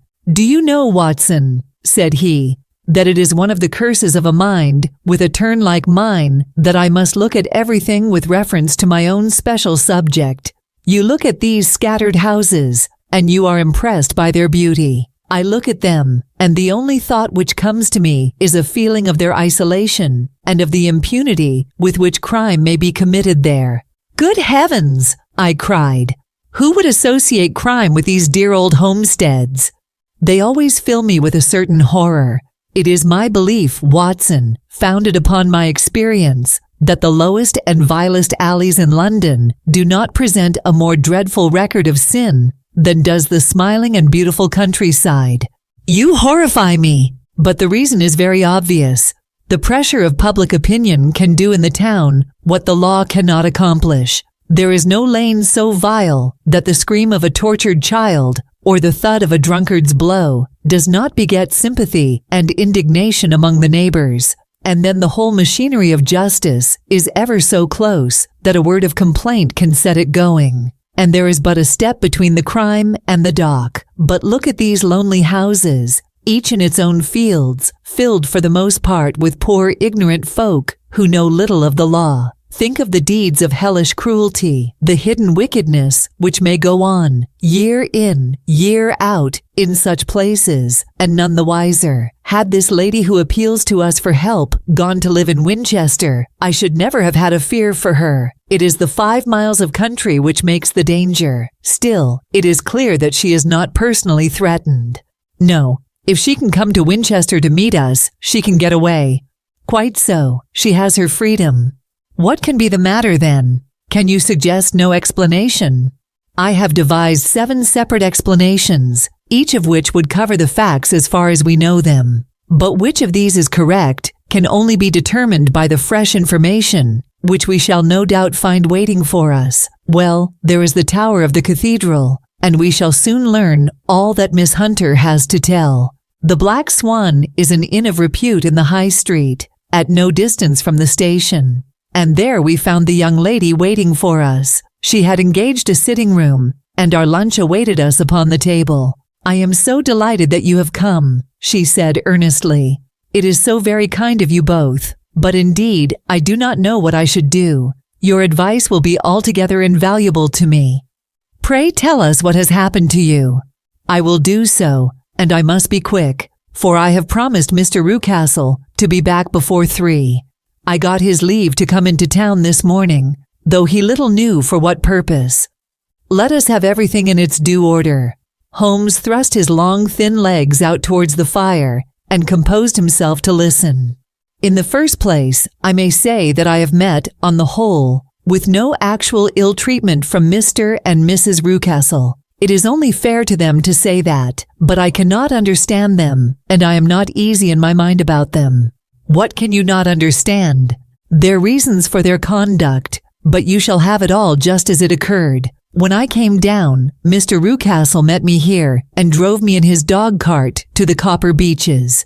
It is, as he said, beautifully situated, but it is not beautiful in itself, for it is a large square block of a house, whitewashed, but all stained and streaked with damp and bad weather. There are grounds round it, woods on 3 sides, and on the 4th, a field which slopes down to the Southampton High Road, which curves past about 100 yards from the front door. This ground in front belongs to the house, but the woods all round are part of Lord Southerton's preserves. A clump of copper beeches immediately in front of the hall door has given its name to the place. I was driven over by my employer, who was as amiable as ever, and was introduced by him that evening to his wife and the child. There was no truth, Mr. Holmes, in the conjecture which seemed to us to be probable in your rooms at Baker Street. Mrs. Rucastle is not mad. I found her to be a silent, pale-faced woman, much younger than her husband, not more than 30, I should think, while he can hardly be less than 45. From their conversation, I have gathered that they have been married about 7 years, that he was a widower, and that his only child, by the first wife, was the daughter who has gone to Philadelphia. Mr. Rucastle told me in private that the reason why she had left them was that she had an unreasoning aversion to her stepmother. As the daughter could not have been less than 20, I can quite imagine that her position must have been uncomfortable with her father's young wife. Mrs. Rucastle seemed to me to be colorless in mind, as well as in feature. She impressed me neither favorably nor the reverse. She was a non-entity.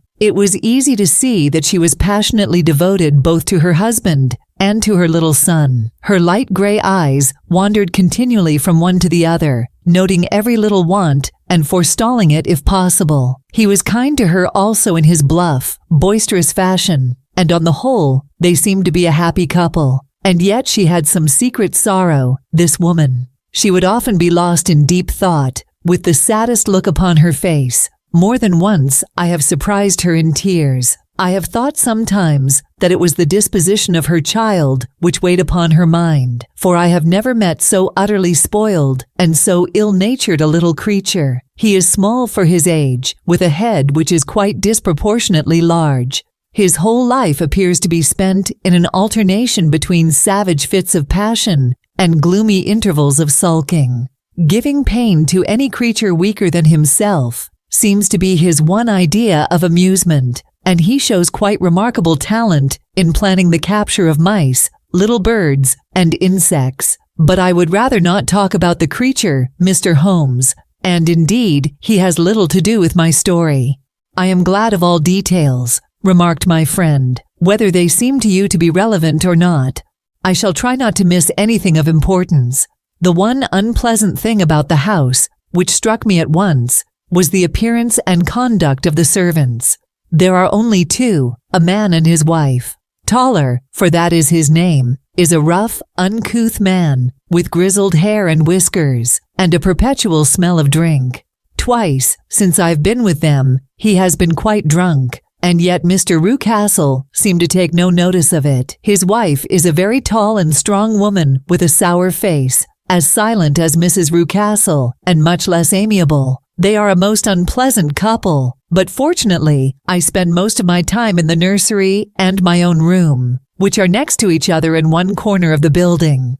For 2 days after my arrival at the Copper Beeches, my life was very quiet. On the 3rd, Mrs. Rucastle came down just after breakfast and whispered something to her husband. "Oh yes," said he, turning to me, "we are very much obliged to you, Miss Hunter, for falling in with our whims so far as to cut your hair. I assure you that it has not detracted in the tiniest iota from your appearance. We shall now see how the electric blue dress will become you. You will find it laid out upon the bed in your room, and if you would be so good as to put it on, we should both be extremely obliged."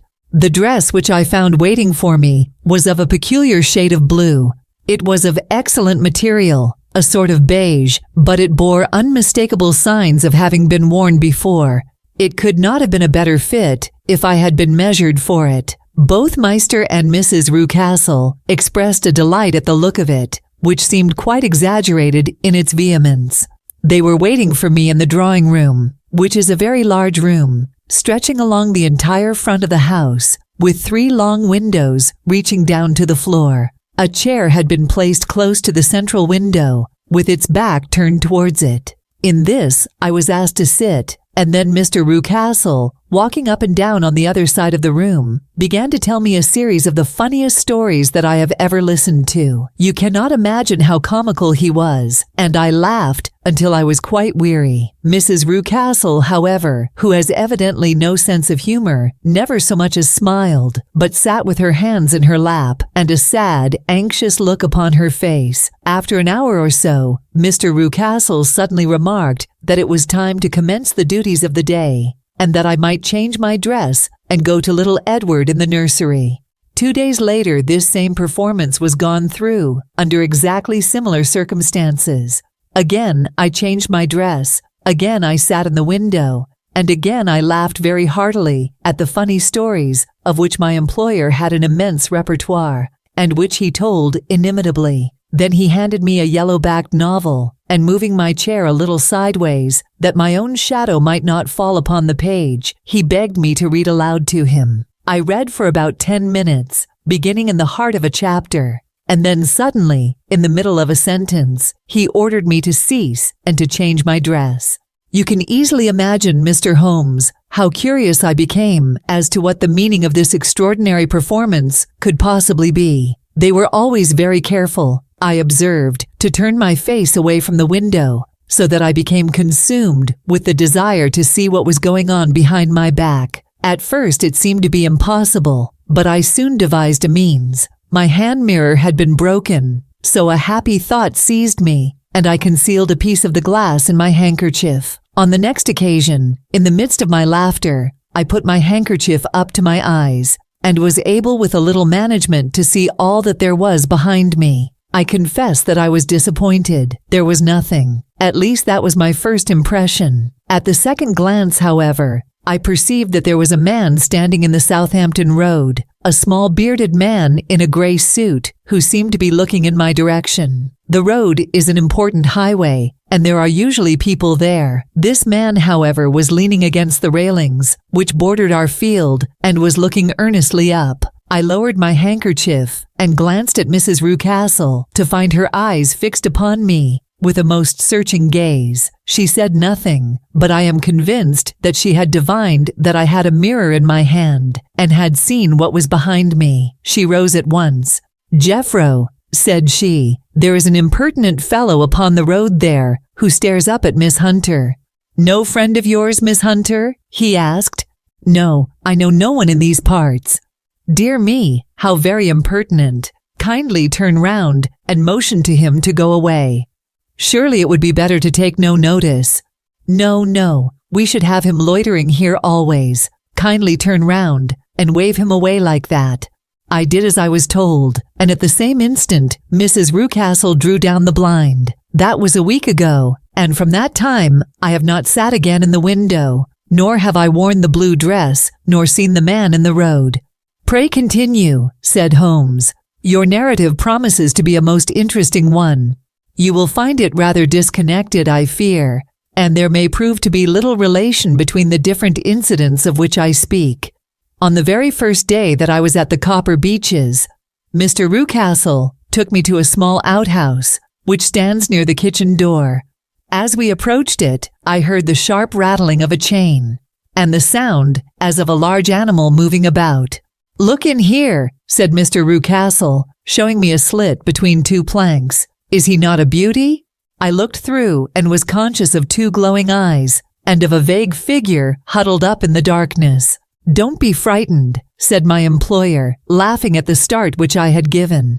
"It's only Carlo, my mastiff. I call him mine, but really old Toller, my groom, is the only man who can do anything with him. We feed him once a day, and not too much then, so that he is always as keen as mustard. Toller lets him loose every night, and God help the trespasser whom he lays his fangs upon. For goodness sake, don't you ever on any pretext set your foot over the threshold at night, for it's as much as your life is worth."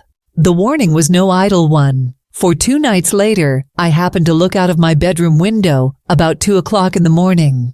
It was a beautiful moonlight night, and the lawn in front of the house was silvered over and almost as bright as day. I was standing, wrapped in the peaceful beauty of the scene, when I was aware that something was moving under the shadow of the Copper Beeches. As it emerged into the moonshine, I saw what it was. It was a giant dog, as large as a calf, tawny tinted, with hanging jowl, black muzzle, and huge projecting bones. It walked slowly across the lawn and vanished into the shadow upon the other side. That dreadful sentinel sent a chill to my heart, which I do not think that any burglar could have done.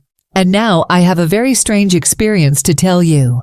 I had, as you know, cut off my hair in London, and I had placed it in a great coil at the bottom of my trunk.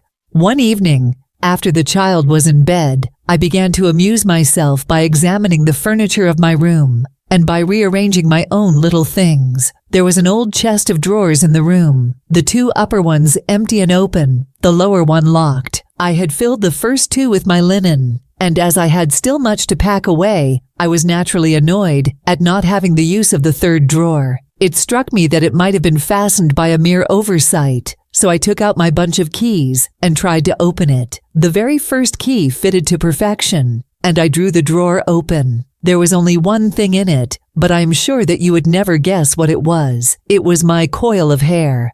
I took it up and examined it. It was of the same peculiar tint and the same thickness, but then the impossibility of the thing obtruded itself upon me. How could my hair have been locked in the drawer? With trembling hands, I undid my trunk, turned out the contents, and drew from the bottom my own hair. I laid the two tresses together, and I assure you that they were identical. Was it not extraordinary? Puzzle as I would, I could make nothing at all of what it meant. I returned the strange hair to the drawer, and I said nothing of the matter to the Rucastles, as I felt that I had put myself in the wrong by opening a drawer which they had locked. I am naturally observant, as you may have remarked, Mr. Holmes, and I soon had a pretty good plan of the whole house in my head. There was one wing, however, which appeared not to be inhabited at all. A door which faced that which led into the quarters of the Tollers opened into this suite, but it was invariably locked. One day, however, as I ascended the stair, I met Mr. Rucastle coming out through this door, his keys in his hand, and a look on his face which made him a very different person to the round, jovial man to whom I was accustomed. His cheeks were red, his brow was all crinkled with anger, and the veins stood out at his temples with passion. He locked the door and hurried past me without a word or a look. This aroused my curiosity, so when I went out for a walk in the grounds with my charge, I strolled round to the side from which I could see the windows of this part of the house. There were 4 of them in a row, 3 of which were simply dirty, while the 4th was shuttered up. They were evidently all deserted. As I strolled up and down, glancing at them occasionally, Mr. Rucastle came out to me, looking as merry and jovial as ever. "Ah," said he, "you must not think me rude if I passed you without a word, my dear young lady. I was preoccupied with business matters." I assured him that I was not offended. "By the way," said I, "you seem to have quite a suite of spare rooms up there, and one of them has the shutters up." He looked surprised and, as it seemed to me, a little startled at my remark. "Photography is one of my hobbies," said he. "I have made my dark room up there, but dear me, what an observant young lady we have come upon. Who would have believed it? Who would have ever believed it?" He spoke in a jesting tone, but there was no jest in his eyes as he looked at me. I read suspicion there and annoyance, but no jest. Well, Mr. Holmes, from the moment that I understood that there was something about that suite of rooms which I was not to know, I was all on fire to go over them. It was not mere curiosity, though I have my share of that. It was more a feeling of duty, a feeling that some good might come from my penetrating to this place. They talk of woman's instinct. Perhaps it was woman's instinct which gave me that feeling. At any rate, it was there, and I was keenly on the lookout for any chance to pass the forbidden door. It was only yesterday that the chance came. I may tell you that, besides Mr. Rucastle, both Toller and his wife find something to do in these deserted rooms, and I once saw him carrying a large black linen bag with him through the door. Recently, he has been drinking hard, and yesterday evening he was very drunk, and when I came upstairs, there was the key in the door. I have no doubt at all that he had left it there. Mr. and Mrs. Rucastle were both downstairs, and the child was with them, so that I had an admirable opportunity. I turned the key gently in the lock, opened the door, and slipped through. There was a little passage in front of me, unpapered and uncarpeted, which turned at a right angle at the farther end. Round this corner were 3 doors in a line, the first and third of which were open. They each led into an empty room, dusty and cheerless, with 2 windows in the one and one in the other, so thick with dirt that the evening light glimmered dimly through them. The center door was closed, and across the outside of it had been fastened one of the broad bars of an iron bed, padlocked at one end to a ring in the wall, and fastened at the other with stout cord. The door itself was locked as well, and the key was not there. This barricaded door corresponded clearly with the shuttered window outside, and yet I could see by the glimmer from beneath it that the room was not in darkness. Evidently, there was a skylight which let in light from above. As I stood in the passage, gazing at the sinister door, and wondering what secret it might veil, I suddenly heard the sound of steps within the room, and saw a shadow pass backward and forward against the little slit of dim light which shone out from under the door. A mad, unreasoning terror rose up in me at the sight. Mr. Holmes, my overstrung nerves failed me suddenly, and I turned and ran as though some dreadful hand were behind me, clutching at the skirt of my dress. I rushed down the passage, through the door, and straight into the arms of Mr. Rucastle, who was waiting outside. "So," said he, smiling, "it was you then. I thought that it must be when I saw the door open." "Oh, I am so frightened," I panted. My dear young lady, you cannot think how caressing and soothing his manner was. And what has frightened you, my dear young lady?" But his voice was just a little too coaxing. He overdid it. I was keenly on my guard against him. "I was foolish enough to go into the empty wing," I answered, "but it is so lonely and eerie in this dim light that I was frightened and ran out again. Oh, it is so dreadfully still in there." "Only that?" said he, looking at me keenly. "Why, what did you think?" I asked. "Why do you think that I lock this door?" "I am sure that I do not know. It is to keep people out who have no business there. Do you see?" He was still smiling in the most amiable manner.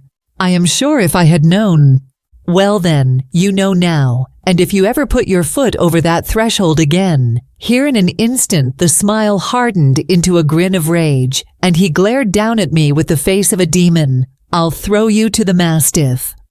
I was so terrified that I do not know what I did. I suppose that I must have rushed past him into my room. I remember nothing until I found myself lying on my bed, trembling all over. Then I thought of you, Mr. Holmes. I could not live there longer without some advice. I was frightened of the house, of the man, of the woman, of the servants, even of the child. They were all horrible to me. If I could only bring you down, all would be well. Of course I might have fled from the house, but my curiosity was almost as strong as my fears. My mind was soon made up. I would send you a wire. I put on my hat and cloak, went down to the office, which is about half a mile from the house, and then returned, feeling very much easier.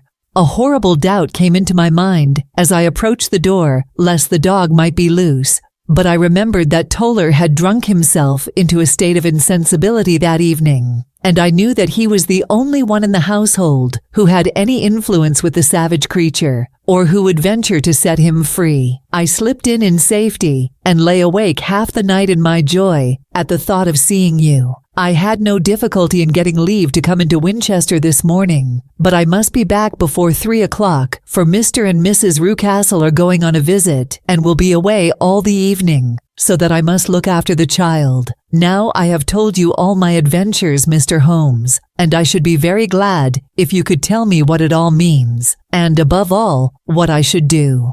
Holmes and I had listened spellbound to this extraordinary story. My friend rose now and paced up and down the room, his hands in his pockets, and an expression of the most profound gravity upon his face. "Is Toller still drunk?" he asked. "Yes. I heard his wife tell Mrs. Rucastle that she could do nothing with him." "That is well, And the Rucastles go out tonight? Yes. Is there a cellar with a good strong lock? Yes, the wine cellar. You seem to me to have acted all through this matter like a very brave and sensible girl, Miss Hunter. Do you think that you could perform one more feat? I should not ask it of you if I did not think you a quite exceptional woman. I will try. What is it? We shall be at the Copper Beeches by 7 o'clock, my friend and I. The Rucastles will be gone by that time, and Toller will, we hope, be incapable. There only remains Mrs. Toller, who might give the alarm. If you could send her into the cellar on some errand, and then turn the key upon her, you would facilitate matters immensely. I will do it. Excellent. We shall then look thoroughly into the affair. Of course, there is only one feasible explanation. You have been brought there to personate someone, and the real person is imprisoned in this chamber. That is obvious. As to who this prisoner is, I have no doubt that it is the daughter, Miss Alice Rucastle, if I remember right, who was said to have gone to America. You were chosen, doubtless, as resembling her in height, figure, and the color of your hair. Hers had been cut off, very possibly in some illness through which she has passed, and so, of course, yours had to be sacrificed also. By a curious chance, you came upon her tresses. The man in the road was undoubtedly some friend of hers, possibly her fiancé. And no doubt, as you wore the girl's dress, and were so like her, he was convinced from your laughter, whenever he saw you, and afterwards from your gesture, that Miss Rucastle was perfectly happy, and that she no longer desired his attentions. The dog is let loose at night to prevent him from endeavoring to communicate with her. So much is fairly clear. The most serious point in the case is the disposition of the child. What on earth has that to do with it? I ejaculated. My dear Watson, you as a medical man are continually gaining light as to the tendencies of a child by the study of the parents. Don't you see that the converse is equally valid? I have frequently gained my first real insight into the character of parents by studying their children. This child's disposition is abnormally cruel, merely for cruelty's sake, and whether he derives this from his smiling father, as I should suspect, or from his mother, it bodes evil for the poor girl who is in their power. I am sure that you are right, Mr. Holmes, cried our client. 1,000 things come back to me which make me certain that you have hit it. Oh, let us lose not an instant in bringing help to this poor creature. We must be circumspect, for we are dealing with a very cunning man. We can do nothing until 7 o'clock. At that hour we shall be with you, and it will not be long before we solve the mystery. We were as good as our word, for it was just 7 when we reached the Copper Beeches, having put up our trap at a wayside public house. The group of trees, with their dark leaves shining like burnished metal in the light of the setting sun, were sufficient to mark the house, even had Miss Hunter not been standing smiling on the doorstep. "Have you managed it?" asked Holmes. A loud thudding noise came from somewhere downstairs. "That is Mrs. Toller in the cellar," said she. "Her husband lies snoring on the kitchen rug. Here are his keys, which are the duplicates of Mr. Rucastle's." "You have done well indeed," cried Holmes with enthusiasm. "Now lead the way, and we shall soon see the end of this black business." We passed up the stair, unlocked the door, followed on down a passage, and found ourselves in front of the barricade which Miss Hunter had described. Holmes cut the cord and removed the transverse bar. Then he tried the various keys in the lock, but without success. No sound came from within, and at the silence Holmes's face clouded over. "I trust that we are not too late," said he. "I think, Miss Hunter, that we had better go in without you. Now, Watson, put your shoulder to it, and we shall see whether we cannot make our way in." It was an old rickety door, and gave at once before our united strength. Together we rushed into the room. It was empty. There was no furniture save a little pallet bed, a small table, and a basket full of linen. The skylight above was open, and the prisoner gone. "There has been some villainy here," said Holmes. "This beauty has guessed Miss Hunter's intentions, and has carried his victim off. But how? Through the skylight. We shall soon see how he managed it. He swung himself up onto the roof. "Ah, yes," he cried. "Here's the end of a long light ladder against the eaves. That is how he did it." "But it is impossible," said Miss Hunter. "The ladder was not there when the Rucastles went away. He has come back and done it. I tell you that he is a clever and dangerous man. I should not be very much surprised if this were he whose step I hear now upon the stair. I think, Watson, that it would be as well for you to have your pistol ready." The words were hardly out of his mouth before a man appeared at the door of the room. A very fat and burly man, with a heavy stick in his hand. Miss Hunter screamed and shrunk against the wall at the sight of him, but Sherlock Holmes sprang forward and confronted him. "You villain," said he, "where's your daughter?" The fat man cast his eyes round and then up at the open skylight. "It is for me to ask you that," he shrieked. "You thieves, spies and thieves, I have caught you, have I? You are in my power. I'll serve you." He turned and clattered down the stairs as hard as he could go. "He's gone for the dog," cried Miss Hunter. "I have my revolver," said I. "Better close the front door," cried Holmes, and we all rushed down the stairs together. We had hardly reached the hall when we heard the baying of a hound, and then a scream of agony, with a horrible worrying sound, which it was dreadful to listen to. An elderly man with a red face and shaking limbs came staggering out at a side door. "My God!" he cried. "Someone has loosed the dog. It's not been fed for 2 days. Quick, quick, or it'll be too late." Holmes and I rushed out and round the angle of the house, with Toller hurrying behind us. There was the huge famished brute, its black muzzle buried in Rucastle's throat, while he writhed and screamed upon the ground. Running up, I blew its brains out, and it fell over, with its keen white teeth still meeting in the great creases of his neck. With much labor we separated them, and carried him, living but horribly mangled, into the house. We laid him upon the drawing-room sofa, and having dispatched the sobered Toller to bear the news to his wife, I did what I could to relieve his pain. We were all assembled round him when the door opened, and a tall, gaunt woman entered the room. "Mrs. Toller!" cried Miss Hunter. "Yes, miss. Mr. Rucastle let me out when he came back before he went up to you. Ah, miss, it is a pity you didn't let me know what you were planning, for I would have told you that your pains were wasted." "Ha!" said Holmes, looking keenly at her. "It is clear that Mrs. Toller knows more about this matter than anyone else." "Yes, sir, I do, and I am ready enough to tell what I know." "Then pray sit down, and let us hear it, for there are several points on which I must confess that I am still in the dark." "I will soon make it clear to you," said she, "and I'd have done so before now if I could have got out from the cellar.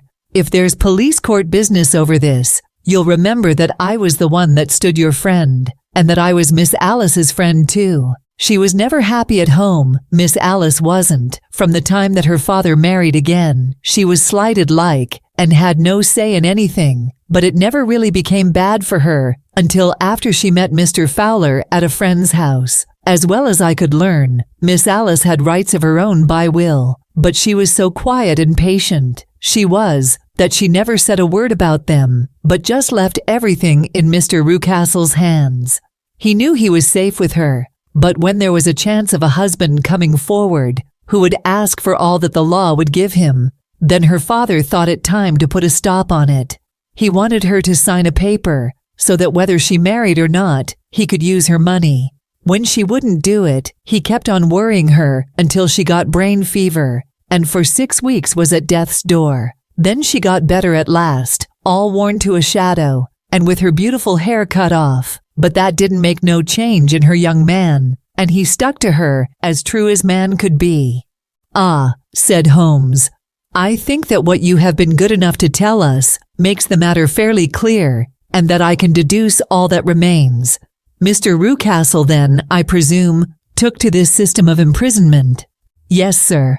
"And brought Miss Hunter down from London in order to get rid of the disagreeable persistence of Mr. Fowler." "That was it, sir." But Mr. Fowler, being a persevering man, as a good seaman should be, blockaded the house, and having met you succeeded by certain arguments, metallic or otherwise, in convincing you that your interests were the same as his. Mr. Fowler was a very kind-spoken, free-handed gentleman, said Mrs. Toller serenely, and in this way he managed that your good man should have no want of drink, and that a ladder should be ready at the moment when your master had gone out. You have it, sir, just as it happened. I am sure we owe you an apology, Mrs. Toller, said Holmes, for you have certainly cleared up everything which puzzled us. And here comes the country surgeon and Mrs. Rucastle, so I think, Watson, that we had best escort Miss Hunter back to Winchester, as it seems to me that our locus standi now is rather a questionable one. And thus was solved the mystery of the sinister house with the copper beeches in front of the door. Mr. Rucastle survived, but was always a broken man, kept alive solely through the care of his devoted wife. They still live with their old servants, who probably know so much of Rucastle's past life that he finds it difficult to part from them. Mr. Fowler and Miss Rucastle were married by special license in Southampton the day after their flight, and he is now the holder of a government appointment in the island of Mauritius. As to Miss Violet Hunter, my friend Holmes, rather to my disappointment, manifested no further interest in her when once she had ceased to be the center of one of his problems, and she is now the head of a private school at Walsall, where I believe that she has met with considerable success. Thank you for joining us on this captivating adventure with Sherlock Holmes. We hope you enjoyed these timeless stories of mystery and brilliance. If you did, please give this video a thumbs up, share it with fellow literature lovers, and subscribe to Next Chapter Audio for more classic audiobooks. Let us know in the comments which Sherlock Holmes story was your favorite and what other classics you'd like to hear next. Until then, keep exploring the pages of history, one chapter at a time.